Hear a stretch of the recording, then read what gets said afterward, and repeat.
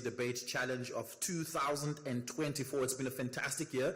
We've been just about everywhere in the country now in the debate series. We've done every single province, some of them twice, like we are today in the Western Cape for the second time. Gauteng we've done twice, 3 times I think.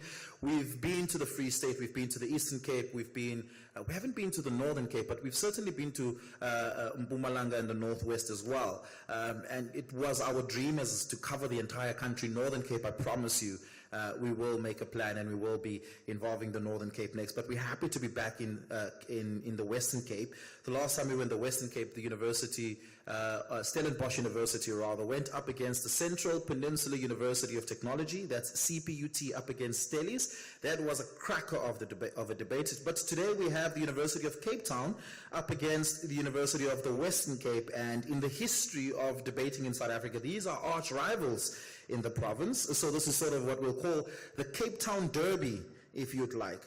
And we are very excited to have the debate going today.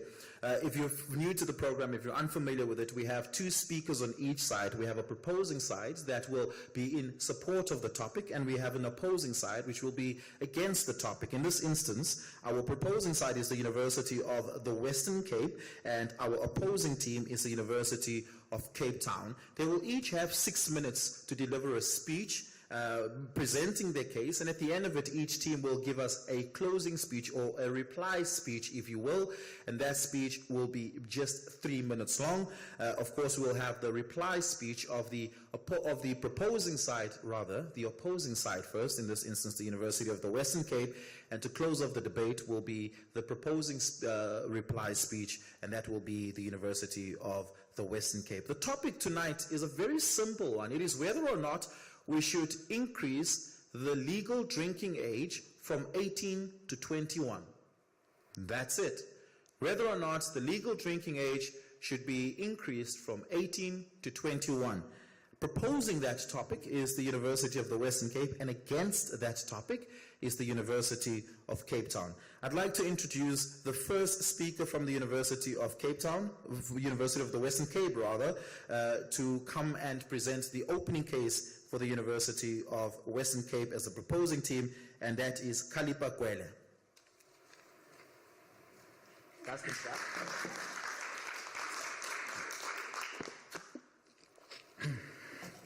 Right. This year, as a 17-year-old entering my first year, was a very weird year for me because I had to do 2 things. Firstly, I had to get my own groceries, but B, I couldn't get a smart shopper card. This is to show you 2 things. A, why individuals who are 18 years old need to be protected by law, but secondly, how vulnerable they are and why there is a unique obligation for law to protect them. Essentially, here we're going to simplify this debate. 2 things we have to prove to you. A, the main clash of this debate is the legitimacy in the shift of the drinking age from 18 to 21. Principality arguments that we're going to be having from both proposition and op. Second thing that we're going to chat about is any sort of benefit that we're able to extrapolate from this. Notice that this is a very minor clash. We aren't going to talk about any guaranteed benefits like, oh, people are going to stop drinking, etc., etc. Rather, we're going to engage on the basis that we make an attempt to better society. Subsequently, then, we need to ask the question, when do we raise a limitation? 2 things. A, when there is just cause, but B, when there is a benefit, just the principles reiterated. Essentially, for us to answer the first question, whereby we ask when is there a just cause for us to limit the rights of individuals, we're going to do an actors analysis of 18-year-olds. We think that we ought to ask why are they even included within like the legal framework in and of itself. We tell you simply the reason why they are included within the legal framework is twofold.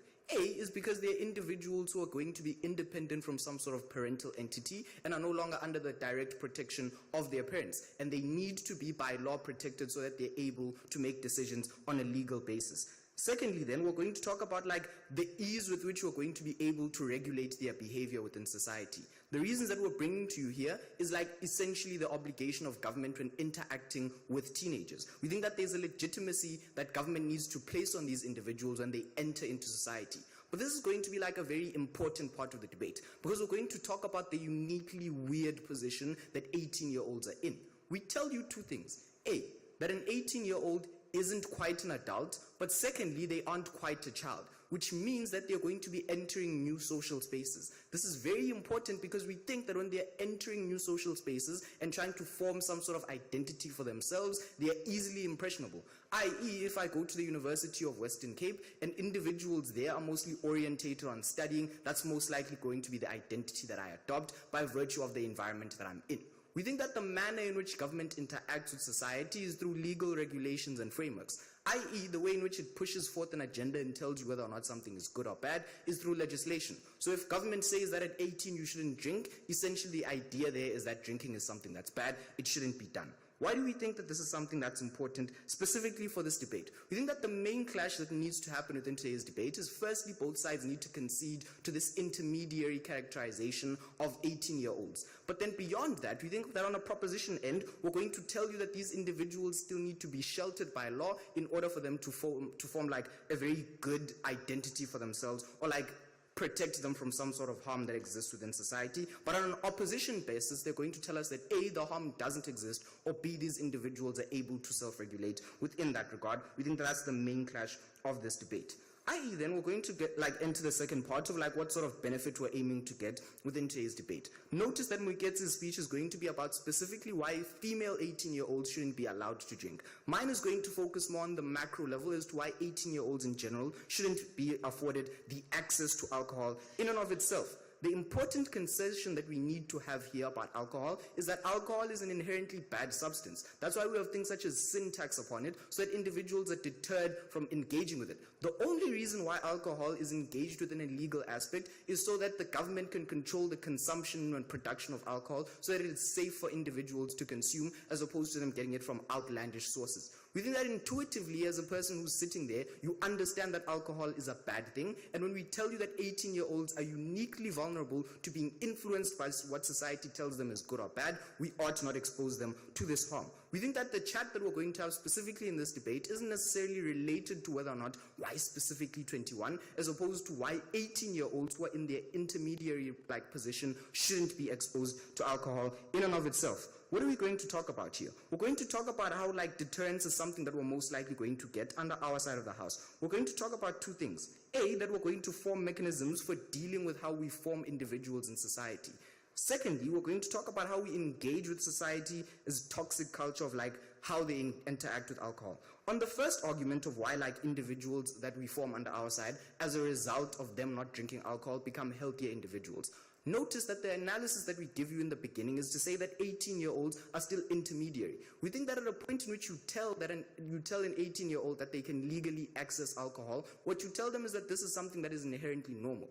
We think that they aren't able to discern reality to the extent whereby they understand that alcohol is something that is purely for enjoyment. Rather, we think that they form horrible characteristic traits such as depending on alcohol to get by with stress. 2 points that emphasize this. A, we tell you that the main reason why people drink alcohol is A, for fun, but mainly B, to escape some sort of reality. When this is a key obligation of what alcohol is meant to provide to you and you're 18 and impressionable, this is the coping mechanism that you're going to use. But secondly, we tell you that as an 18-year-old, you're in a position whereby you have unique stresses. Stress is not only concerning to you as an individual and how you're going to form some sort of identity, but B, stresses that come with things such as school and entering society in general. We think that overwhelming stress that individuals face within society makes them uniquely vulnerable. And when government tells you that drinking alcohol is something that is inherently good, we expose you to a harm that is, we're teaching you that the coping mechanism that you ought to use is alcohol.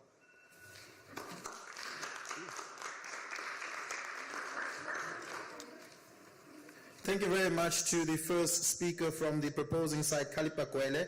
We now welcome onto the podium the first speaker from the opposing side, from the University of Cape Town, Zinat Ali.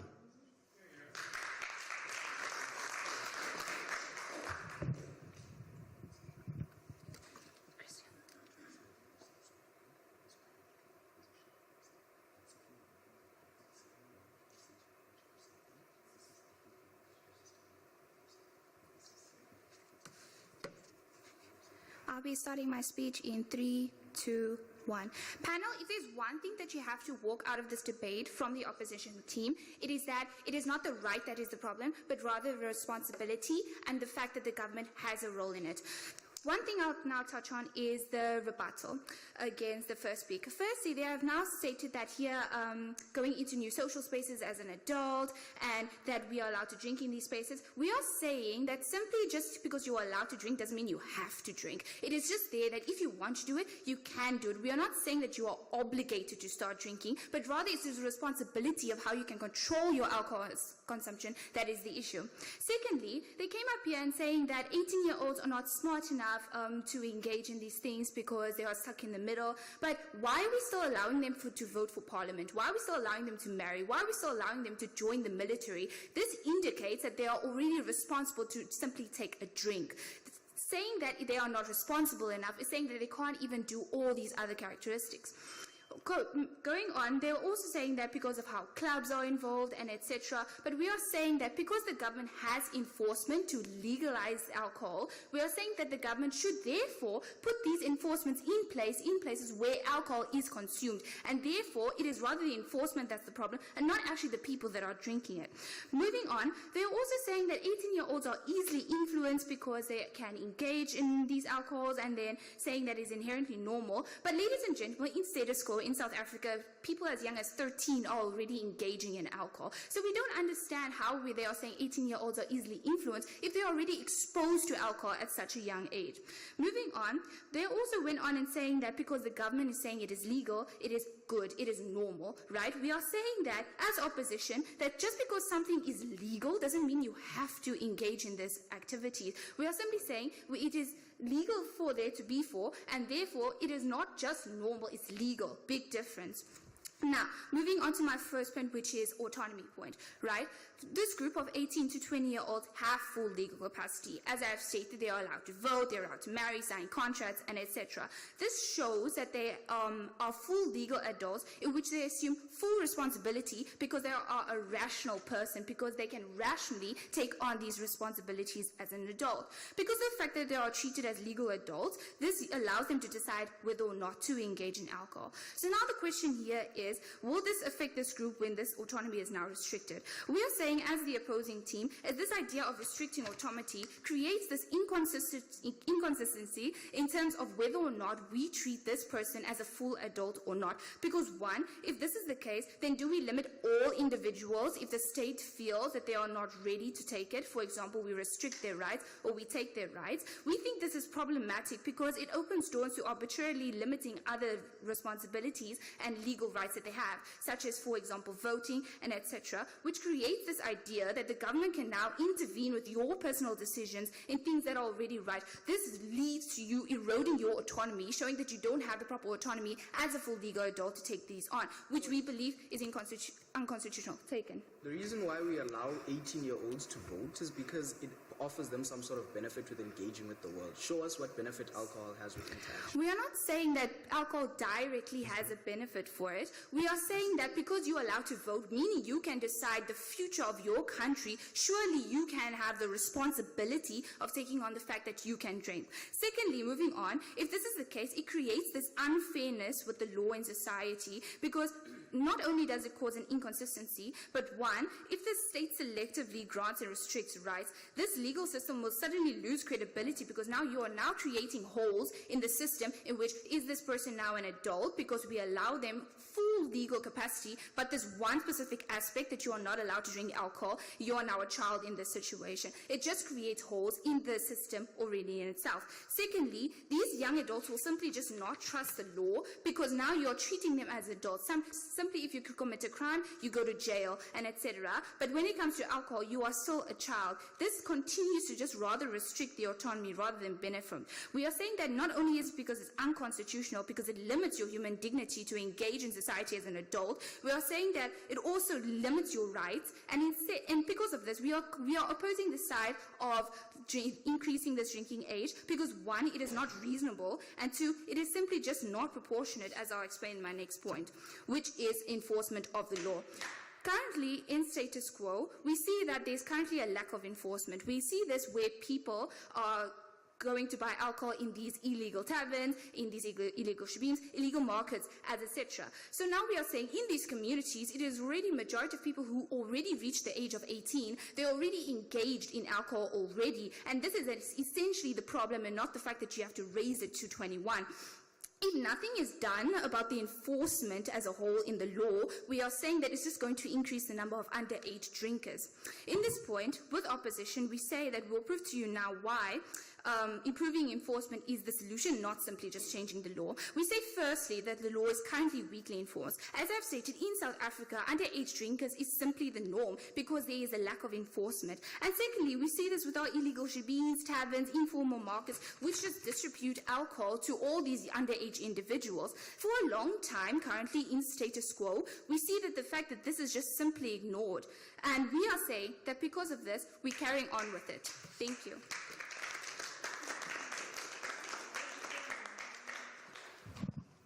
Thank you very much to the first speaker from the opposing side. We now welcome the second speaker from the proposing side, Muiketsi.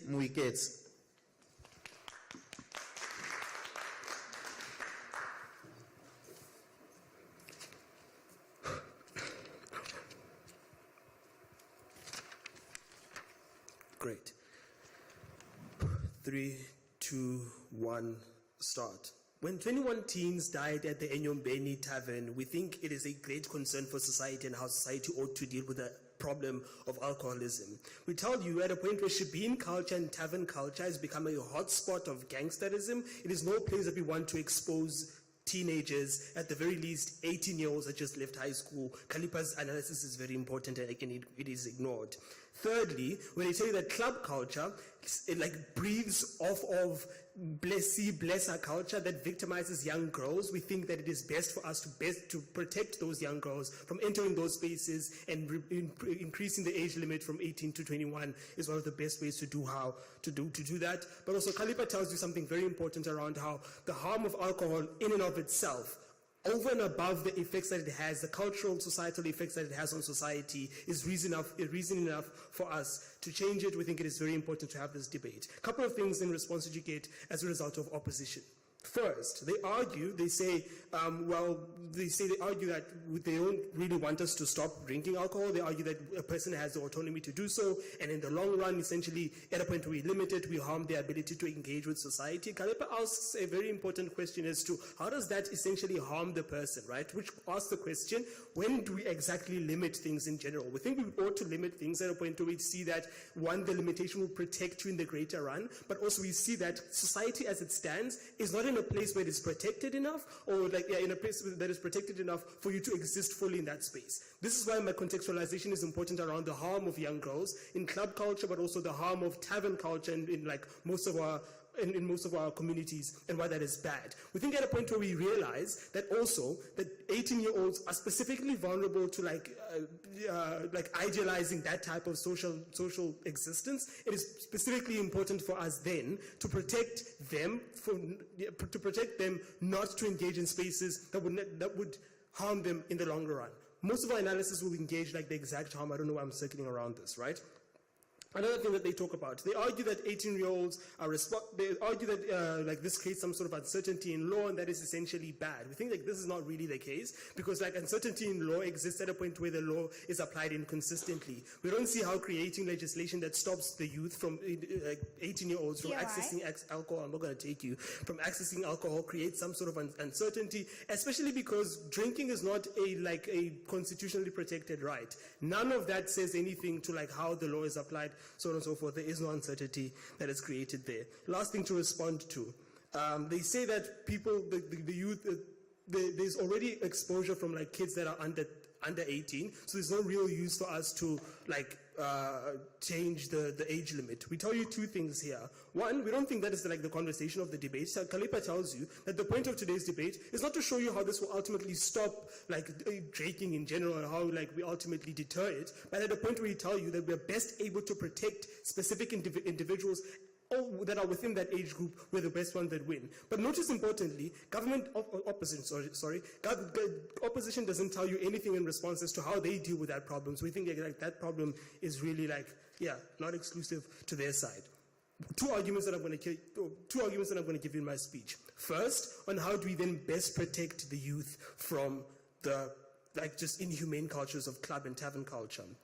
We think when Kalipa tells you that 18-year-olds are specifically vulnerable because they leave home more often than not to join universities that are far from home, it is best for you then not to allow them to have access to those spaces, because at a point where they do, essentially they become victims of club culture. It is very prevalent in our communities how young girls are victimized by old men with no restraint, who then drug them, use drugs against them, and all these bad things. Those things are specifically harmful, not only because, I'll take you in a second, not only because it harms the women in that regard, but also we think it also perpetuates that culture of danger in these spaces. We think at a point where we're able to get more older people that are more aware of university culture, people that are more aware of social spaces, which is why 21 is important too, because we think that when you're 21, you're 3 years into varsity, you're more aware of your social life, so on and so forth, you're better able to protect yourself. At a point where you're able to do that, we think we best protect you. I'll take you. Speaker, do you not think that is rather the enforcement of the law that is the problem, not the fact that 18-year-olds can drink as it stands? No, I do not. I think the fact that the law is, the fact that 18 as an age of access is what the problem is, and that's why we're debating this motion, right? But on a second level, how does it then best protect us from drinking situations or drinking spaces in our neighborhoods and townships? We think when I tell you that gang culture is something that is very prevalent in our neighborhoods, and as a result, 18-year-olds having access to those spaces is particularly harmful. Earlier in my speech, I spoke about the Enyombeni case and why that specific case is why we ought to increase the age limit. We think had it been for an increase of age, those young kids would not have access to it. Why do we think so? Because we think then, at a point where your age limit is 21, it would be unreasonable for you to have 16-year-olds that have access to those spaces because of the age gap. We think it is easier for you to skirt the law and say, but I'm 17 turning 18, I'm 16 turning 17, when the age limit is 18. That means you're still a kid, you're still a child. You're even more vulnerable than an 18-year-old that is new in varsity. That then specifically says that you're is it the time over, is it? Okay, anyway, that then specifically says you're less likely to be harmed by the ills of society outside of those spaces, and that's why a proposition wins the debate. Thank you very much.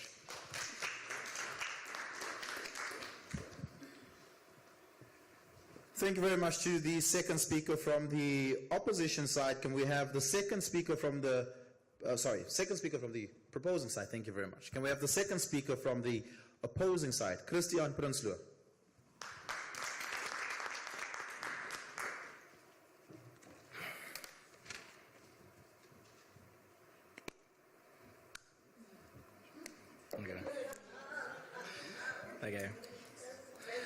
Okay, I'll start my speech in 3, 2, 1. Ladies and gentlemen, I will take the hard stance here and say that as a UCT student, I am glad that I was allowed to start drinking at 18. We think that it's an important and valuable part about the way that you grow up, and we'll rebut furthermore. But we would say that generally this debate is about a very simple question. Is it not ridiculous to have certain expectations of people at a certain age? Their ability to marry at that age when they're so impressionable, their ability to vote, which has long-standing, far-standing consequences that harm them at that age, their ability to be taxed, their ability to get into cars and drive and potentially die, their ability to do all these things, but their inability to go out and have a drink with their friends. We think that's what the crux of this debate is about, and we'll give you actual principled analysis in our argumentation. A few bits of responses. Firstly, we don't think 18-year-olds are as impressionable or irrational as they characterize them to be. We think largely 18-year-olds hang out with other 18-year-olds and they generally do things that are age-appropriate. So this oftentimes doesn't look like going and doing hard drugs at Modular. It probably looks like you and your friends just going to a bar. If you don't know where Modular is, that's all the better. Secondly, on this idea of escapism. Firstly, we think that this is just generally not exactly true. We don't think a lot of 18, 19-year-olds have been through enough life trauma, divorces, etc., for them to start drinking and hitting the bottle. Close if you're studying ACSI, right? But what we would also say is that escapism is sometimes legitimate.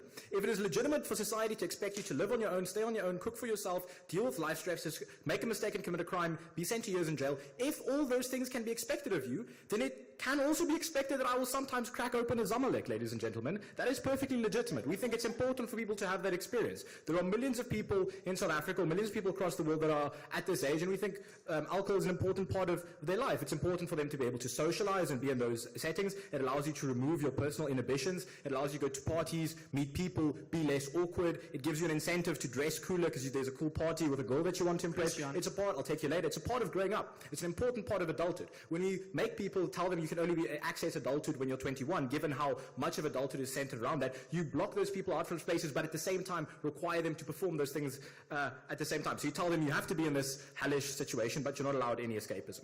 Also on this idea of deterrence. My first response to this is like, have you met South Africans, right? We think there's going to be a massive black market for this. There's a huge culture for 18, 19, 20-year-olds. You think everyone in second year, only in third year, are people going to be drinking? That's ridiculous. Doesn't matter what the regulation was on alcohol. I can promise you last year and the year before that I would have made a plan. So we think there's likely going to be a large amount of black market spaces where people go and there isn't any ID checking and there isn't any people going and seeing if you have, how old you are, because you can just buy things illegally. There's a huge market for it. When you had the COVID lockdown bans on alcohol and cigarettes, you had the exact same thing. They've given us no reason to expect that this wouldn't happen. If your problem is unsafe drinking and people being in unregulated spaces, yeah, let's ban alcohol. Let's stop 18-year-olds from going to reputable bars who will check for IDs, and let's send them to rural places where people won't check. Let's send them to places that have unsafe drinking where there's no IDs being checked. Let's send young girls into places where there's no enforcement, and when something happens to you, where women are already blamed for things that happen to them when they're drunk, you're now asked, why were you there? You're not even allowed to drink. We think you make the problem a lot worse because you push them out into the outskirts of society instead of putting them in spaces where they learn how to drink.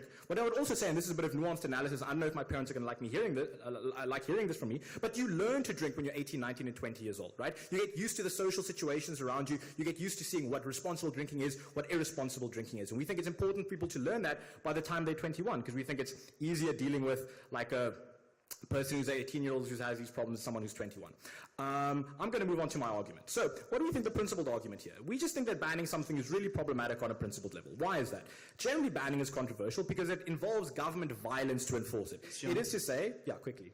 Our policy isn't about banning alcohol. We're restricting a vulnerable group from accessing alcohol. Chat on that level. Yeah, we understand alcohol is nice. No, that's obvious. What we're saying is you're banning alcohol for 18, 19, and 20-year-olds. We're saying that's illegitimate given the other obligations they already have in society. What we would say is it is illegitimate to do this sort of thing. It is only legitimate on two levels. One, when you protect those that are unable to consent, that's something they haven't been able to prove. Minors can't consent, people that are mentally ill can't consent. They agree that 18-year-olds can consent to this. They just kind of say they're impressionable. Everyone is always impressionable to a lot of things. We don't understand why that's a big enough reason to do it. That's also incredibly speculative. Some 18-year-olds might be impressionable. You're 21, you might still very well be impressionable. We don't think that's a general principle that we use to ban things. Secondly, it's to prevent egregious harm. The reason we don't allow people to do something like heroin, because it's bad even if you can consent to it. But what they're saying here is that you ban things really if it is in the interest of the greater good. What's wrong with that generally and on a principled level? We would say it is wrong to restrict people from having life experiences, given that they're rational, given that they're adults, given that they pay tax, given that they might be married, because we think it instrumentalizes people's decision-making capacity to fit society's needs. You use someone's own personal decisions to make society the sort of one that you want, and that is wrong. That is why we let people vape. That is why we let people smoke. That is why we don't force people to exercise, regardless of certain age groups. We don't do that because we understand it is more nice to live in a freer society than it is to live in a society that is more well-ordered. We think this has problematic implications. What we would also say is that this is something very weird for 18-year-olds. We've already told you, and this is something they haven't addressed.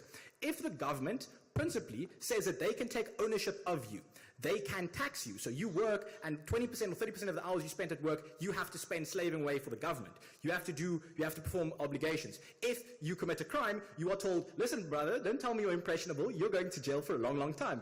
18 or 50, you're going away for the same amount of time. But you're not allowed to go and have a beer with your friends. That's ridiculous. Ladies and gentlemen, because I don't think I would have gotten through first year without a few beers with my friends, I'm very proud to oppose.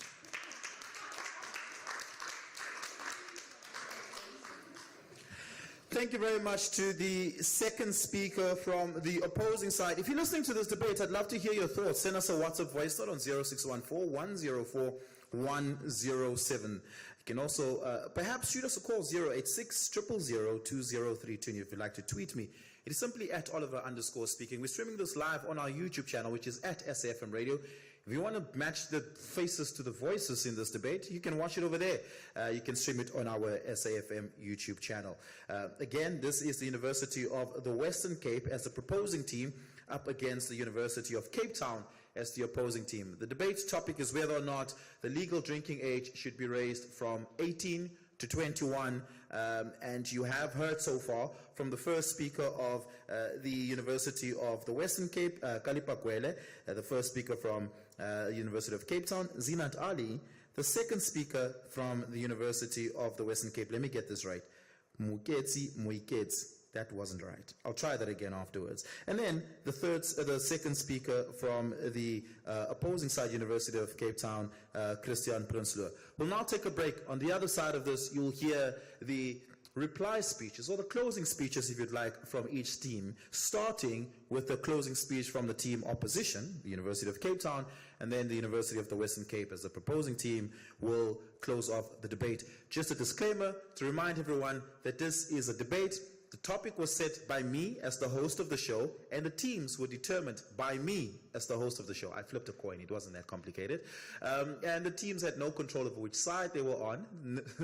Neither did they have control over the topic. And so the views they represent here are not necessarily the views of their universities or institutions they are associated with. That is an important disclaimer. Let's take a break. On the other side of this, we hear the closing speeches.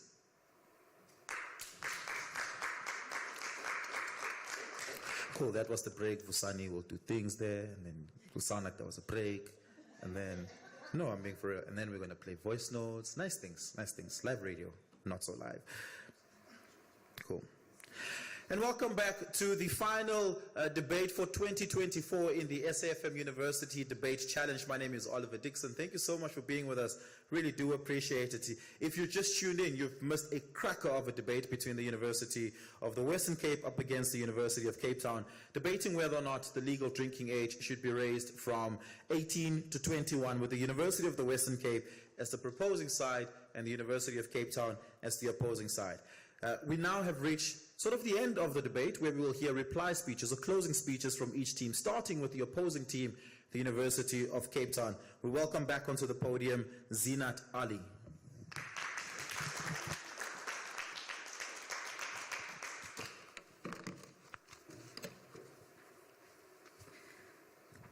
I'll be starting my speech in 3, 2, 1. Again, panel, if there's one thing that you have to walk out of here from opposition, is that it is not the right that is the problem, but rather the responsibility as well from the government. 3 clashes I'll now be talking about from this debate. First is the autonomy versus public opinion.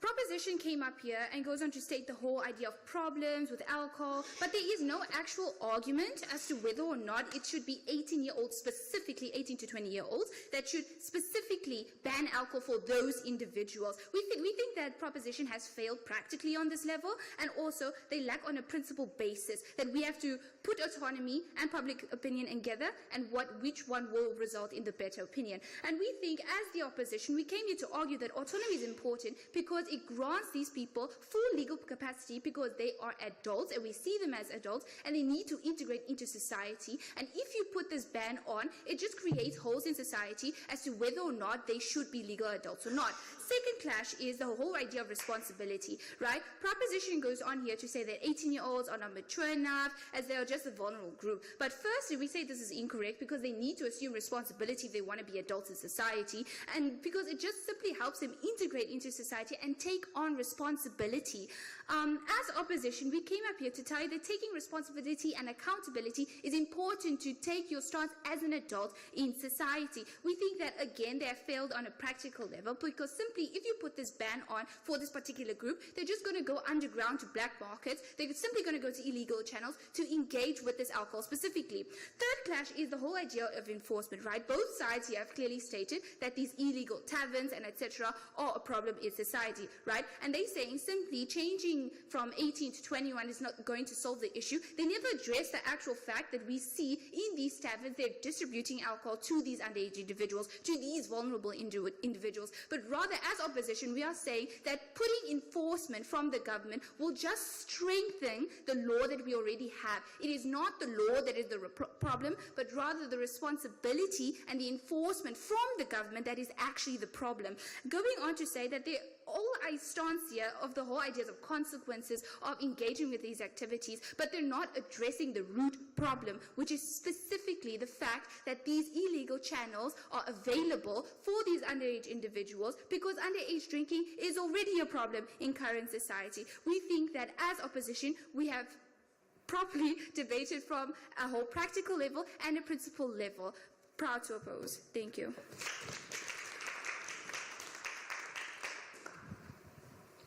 And that is the case from Team Opposition. We will now have the closing speech from Team Proposition to close off the debate.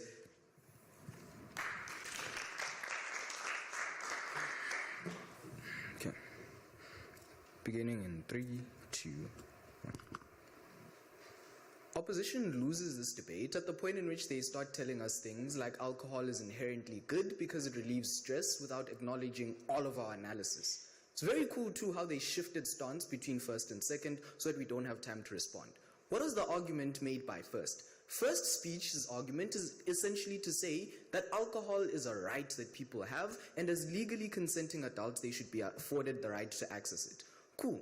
We understand that individuals ought to be able to access alcohol. That's why we didn't ban it. That isn't what the debate is about. They needed to engage with specifically why it is that 18-year-olds, individuals who are entering first year and new spaces and dealing with new traumas, ought to engage with alcohol as a coping mechanism. The chat here is to say, why does Christian think that he wouldn't have made it throughout first year if he hadn't drank? We don't think that those are individuals we want in society at a point in which we can prevent that sort of harm. No shade, Christian. But beyond that, let's talk about 3 main ideas that they have on their side. Firstly, we're going to talk about how the entire analysis of the comparative of evils is something that we ought to consider when crafting legislature, but 2, the practical enforcement being the issue.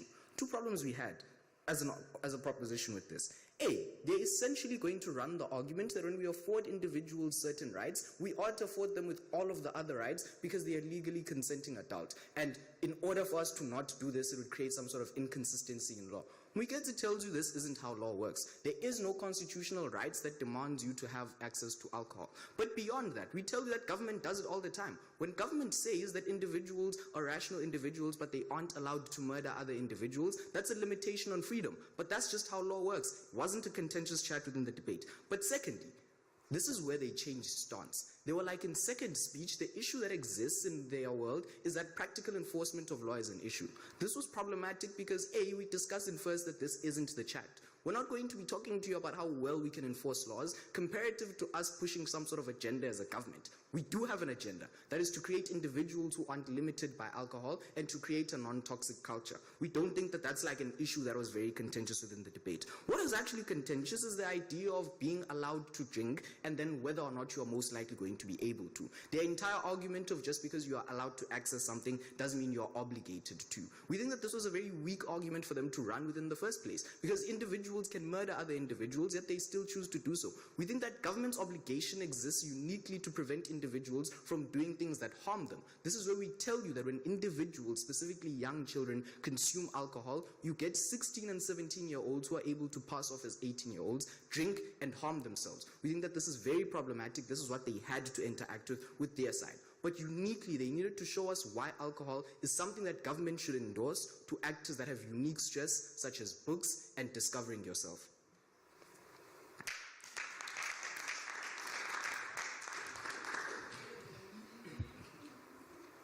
And that brings us to the end of the debate.